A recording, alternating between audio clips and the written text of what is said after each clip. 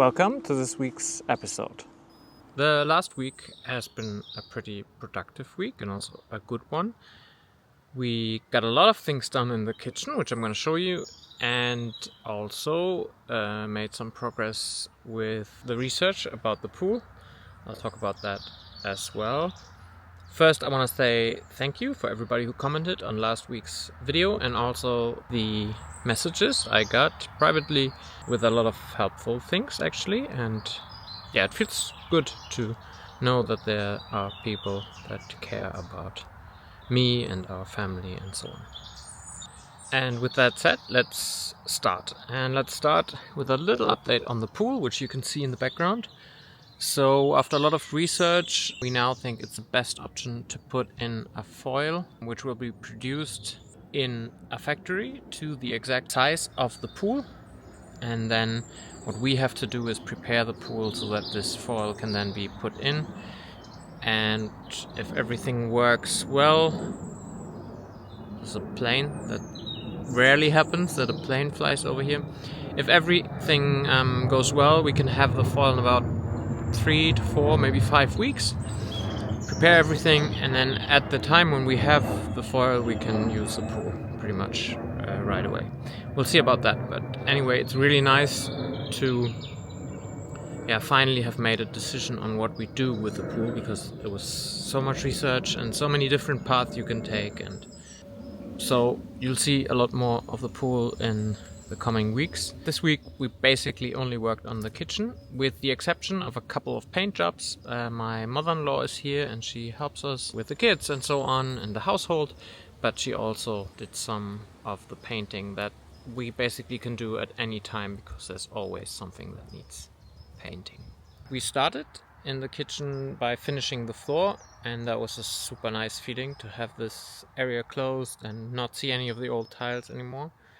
And then our workaways were super motivated to oil the floor, so they did that twice, and that gives a first protection. So I think we need to maybe protect the floor a little bit more, but we'll see about that.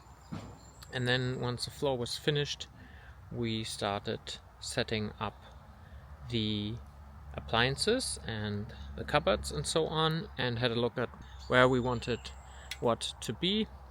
And already then we realized that our kitchen island is way too small, but I'll talk about that a little bit more later. We had a huge water spillage because we had to put pressure on some of the pipes to try and see if we could bend them a little, but then not at the spot where we wanted to bend them, but at a different spot it broke off, and yeah, it was just horrible. And luckily Sebastian, our workaway, he spent a whole afternoon and evening trying to fix that. But it's working now. It's all a preliminary setup, but yeah, for now it's good enough. Okay, it's Saturday evening and I wanted to give you a little tour of the kitchen. It's not the best light to do that, but I want to get the video out, so I'll do it anyway. And here it is. It's an absolute chaos right now, because we're kind of using it already, but we're not finished 100%. And I want to say a little bit about this kitchen, because you might be wondering why we put it up so quickly and why it probably, at least to me, doesn't look like a kitchen you would expect in this kind of room. And that's because it is just a preliminary setup. We decided that in December, when we talked a lot about, also with the other people that own the house with us together, how we want the kitchen, and there were so many possibilities, and there were a couple of things we all agreed on, but there were lots of things where we were unsure, should we do it this way, and so on, and it's quite a big investment. So then we came up with the idea to just buy a kitchen second hand, not invest much money in it now, but have a setup that works, and then collect some experiences, and then in the summer when we're here together, decide how do we want the kitchen to be in the long term, and maybe reuse some of the cupboards and shelves that we have now. So we got a kitchen for around 700 euros, including a dishwasher, induction stove, and a couple of drawers and so on, and a sink. And we set that up this week. And so we have the sink area here. We still have to make a curtain here. And then we have a kitchen island. This one is pretty small. It only has drawers on one side, and we already know that we're gonna have a bigger one where there's drawers on both sides.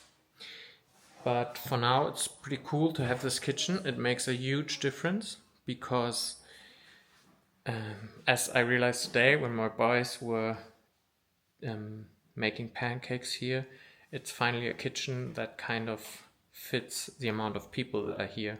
So in the other kitchen you could barely work with 2 people, and here you can have 2 people working there, and you can stand around, and yeah, there can be other people in the room, and then you also have the dining room next door where people can sit, and it's just much more communal, and that's really nice that it works like that. There were a couple of things we had to do this week. One was that we actually had to reinforce this frame for the door.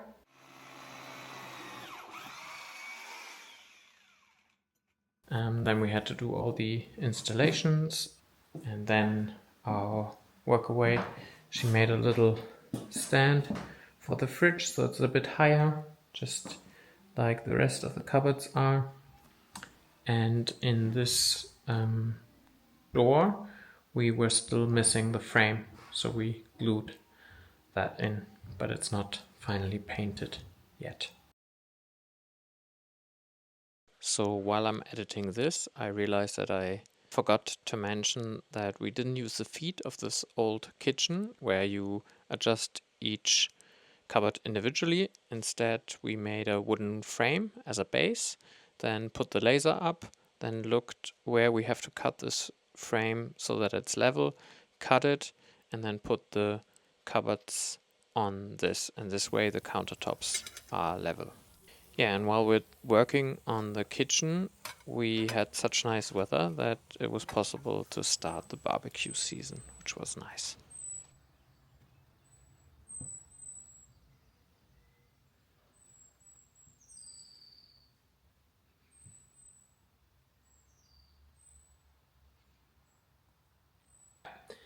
So that's how far we got with the kitchen.